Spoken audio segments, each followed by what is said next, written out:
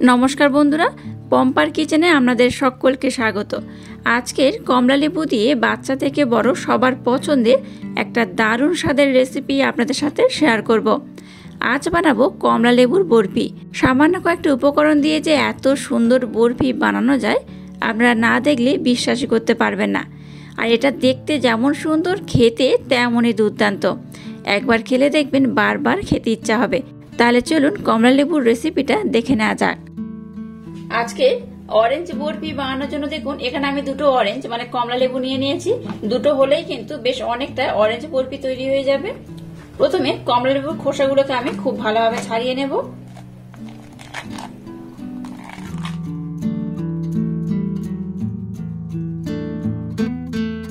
এবার দেখুন একটা মিক্সির জার নিয়ে নিয়েছি আর লেবুর কুশিগুলোকে আমি খুব ভালোভাবে ছাড়িয়ে নিয়েছি।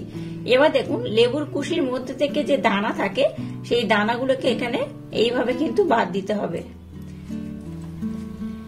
দানাগুলো কিন্তু অবশ্যই ফেলে দেবেন, দানা সমেত কিন্তু এটাকে ব্লেন্ড করা যাবে না। এটাকে আমি ব্লেন্ড করব, মিক্সির জার নিয়েছি মানে বুঝতে পারছেন। তো যাই হোক, দানাগুলোকে এইভাবে কিন্তু প্রথমে খুব ভালোভাবে বেছে ফেলে দিতে হবে।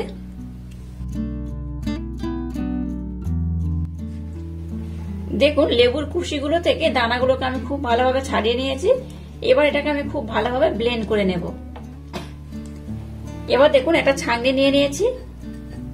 এবার যে মিশ্রণটাকে আমি বানালাম মানে যে লেবুটাকে আমি খুব ভালোভাবে ব্লেন্ড করলাম সেটার মধ্যে দিয়ে খুব ভালোভাবে কিন্তু ছেঁকে নেব। দেখুন এই চামচটা দিয়ে চাপ দিয়ে দিয়ে সমস্ত জুসটাকে আমি খুব ভালোভাবে ছেঁকে নিয়েছি। এই দেখুন কতটা জুস হয়েছে দেখুন। এবার দেখুন একটা পাত্রে জল নিয়েছি, যতটা লেবুর জুস হয়েছে আমি ঠিক ততটা কিন্তু জল নিয়ে নিয়েছি। এই জলের মধ্যে আমি দিয়ে দেবো 2 চামচ কর্নফ্লাওয়ার। কর্নফ্লাওয়ার গোলার জন্য কিন্তু সবসময় চেষ্টা করবেন ঠান্ডা জল ব্যবহার করার। ঠান্ডা জলে কর্নফ্লাওয়ারটা কিন্তু খুব ভালোভাবে মেল্ট হয়ে যায়। দেখুন জলের মধ্যে কর্নফ্লাওয়ার দিয়ে খুব ভালোভাবে মেল্ট করে নিয়েছি। এবার দেখুন গ্যাসটাকে জেলে দিয়ে একটা কড়া বসিয়ে দিয়েছি। এর মধ্যে দেখুন আমি চিনি ব্যবহার করছি। যতটা আমি লেবুর জুস নিয়েছি ঠিক ততটা কিন্তু আমি চিনি নিলাম। ঠিক একই পরিমাণে এখানে আমি জল ব্যবহার করব। চিনি, জল, কর্নফ্লাওয়ারের মিশ্রণ আর লেবু জুস সব কিন্তু একই পরিমাণে। এবার গ্যাসের ফ্লেমটাকে লো টু মিডিয়াম রেখে চিনিটাকে জলের সাথে খুব ভালোভাবে মেল্ট করে নেব আর একটা একটু ঘন শিরা আমি বানিয়ে নেব। এইভাবে কন্টিনিউ একটু নাড়তে থাকবেন, দেখবেন খুব সুন্দর একটা ঘন শিরা তৈরি হয়ে যাবে। দেখুন চিনিটাকে কন্টিনিউ নাড়াচাড়া করতে করতে দেখুন একটা ঘন শিরাতে পরিণত হয়েছে। এটা কিন্তু ঠিক একটার হবে সেই রকমই ঘন করতে হবে। দেখে বুঝতেই পাচ্ছেন কেমন, এই দেখুন একটা তার সৃষ্টি হচ্ছে দেখতেই পাচ্ছেন। তো এইরকমই কিন্তু হবে। এর মধ্যে যে লেবু জুসটাকে বানিয়েছিলাম সেটা দিয়ে দেব। লেবু জুসটা দেবো, এটাকে কন্টিনিউ এইভাবে নাড়াচাড়া করব। চিনির শিরার সাথে দেখুন লেবু জুসটাকে আমি খুব ভালোভাবে মিক্সড করে নিয়েছি। এবার এর মধ্যে কর্নফ্লাওয়ার মিশ্রণটা দেবো আর কন্টিনিউ নাড়তে থাকবো। এই দেখুন এইভাবে কন্টিনিউ দেবেন আর নাড়তে থাকবেন। এবার গ্যাসের ফ্লেমটাকে লো টু মিডিয়াম রেখে কন্টিনিউ নাড়তে থাকবেন। কন্টিনিউ না নাড়লে কি হবে, এটা কিন্তু যেহেতু আমি কর্নফ্লাওয়ার ব্যবহার করেছি তাই কর্নফ্লাওয়ার কিন্তু খুব তাড়াতাড়ি ঘন হয়ে যাবে। আচ্ছা, এখানে আমি 1 ফোঁটা অরেঞ্জ ফুড কালার ব্যবহার করছি, কালারটা যাতে খুব সুন্দর হয় তার জন্য।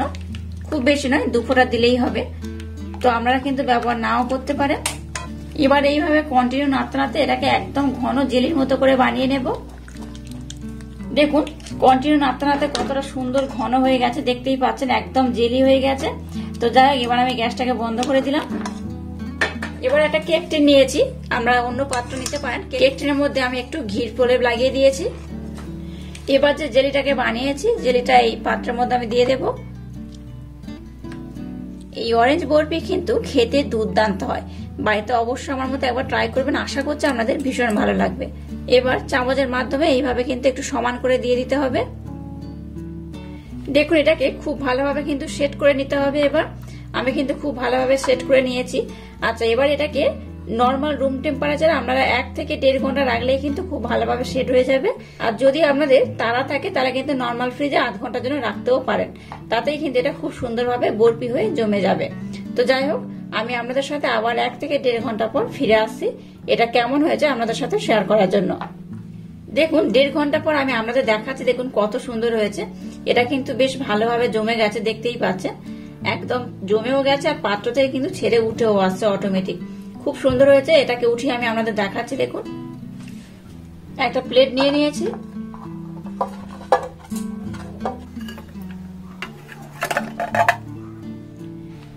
দেখুন কতটা মোলায়েম হয়েছে আর কত সুন্দর হয়েছে, দেখতেই পাচ্ছেন। দেখেই কিন্তু খেতে ইচ্ছা করবে, দুর্দান্ত খেতে হয়। তো যাই হোক, এবার এটাকে আমি কেটে আপনাদের দেখাচ্ছি এটা কেমন হয়েছে। দেখুন ছুরির মাধ্যমে এটাকে আমি কেটে দিচ্ছি। দেখুন এই দেখুন, এইভাবে কিন্তু একটু সমান করে কেটে নেব। আবার এটাকে আমি 3 টুকরো করে নেব। এই দেখুন,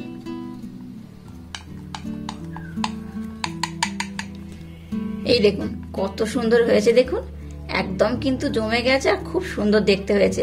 দেখতে যেমন, খেতেও কিন্তু সুন্দর হয়। এবার এটাকে খুব সুন্দর করে ডেকোরেশন করে আমি আপনাদের দেখাচ্ছি এটা কত সুন্দর হয়েছে। এবার দেখুন এখানে নারকেল পাউডার নিয়েছি। নারকেলটাকে শুকিয়ে আমি একটু ভালোভাবে ব্লেন্ড করে নিয়েছিলাম। কত সুন্দর নারকেল পাউডারটা হয়েছে। দেখুন এই দেখুন একদম মিহি। তো এবার এখান থেকে আমি একটা করে নেব আর পাউডারের সাথে কিন্তু এইভাবে দিয়ে দেব। এইভাবে কিন্তু এটাকে কোটিং করব, করলে খুব সুন্দর দেখতে হয়। নারকেল পাউডার না থাকলে কোটিং নাও করতে পারেন, তবে এইভাবে কোটিং করলে কিন্তু দেখতে খুব সুন্দর হয়। এইভাবে সবগুলোকে আমি খুব সুন্দর করে কোটিং করে নেব। দেখুন সবগুলোকে কোটিং করার পর কত সুন্দর দেখতে লাগছে।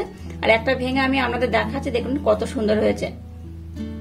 এগুলো কিন্তু বাচ্চা থেকে বড় সবাই ভীষণ আকৃষ্ট হবে, দেখতে যেমন সুন্দর, খেতেও কিন্তু দুর্দান্ত। আর আজকের এই ইউনিক স্টাইলের রেসিপিটা যদি আপনাদের ভালো লাগে তাহলে চ্যানেলটাকে লাইক, শেয়ার, কমেন্ট এবং সাবস্ক্রাইব করবেন আর পাশে থাকা বেল আইকনটা প্রেস করে দেবেন। তাহলে টাটা, আবার দেখা হচ্ছে নতুন কোনো রেসিপি নিয়ে।